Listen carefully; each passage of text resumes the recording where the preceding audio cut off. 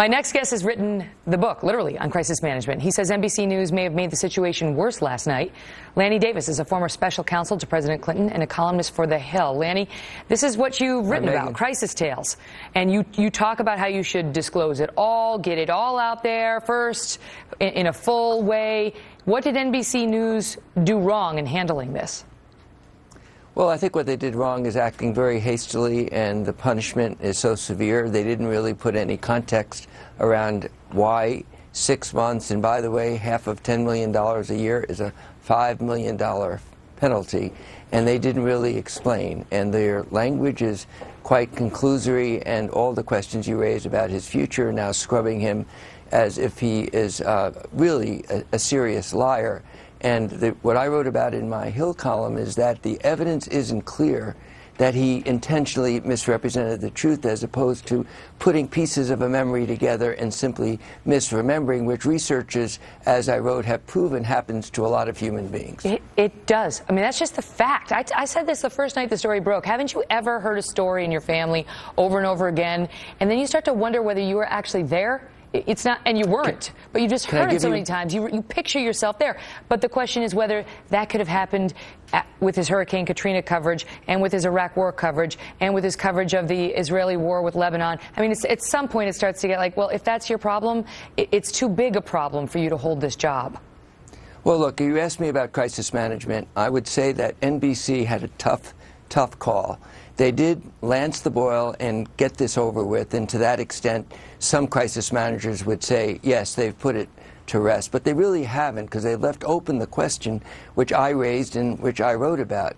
The difference between a mistake of memory, which researchers have established happens to a lot of people, versus a lie is huge. If it was a mistake of memory and he conflated these things, I quoted a researcher that took 50 people and said, now there's video of Flight 93 on 9/11 hitting the ground. Did you see it?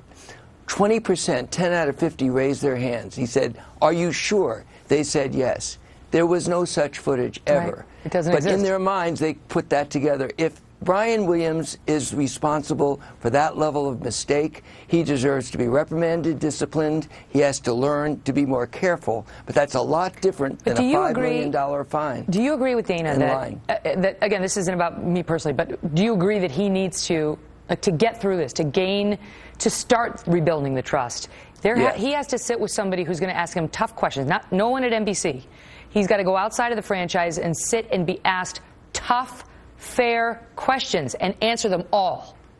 Yes, he has to put himself through what would be a very difficult cross-examination.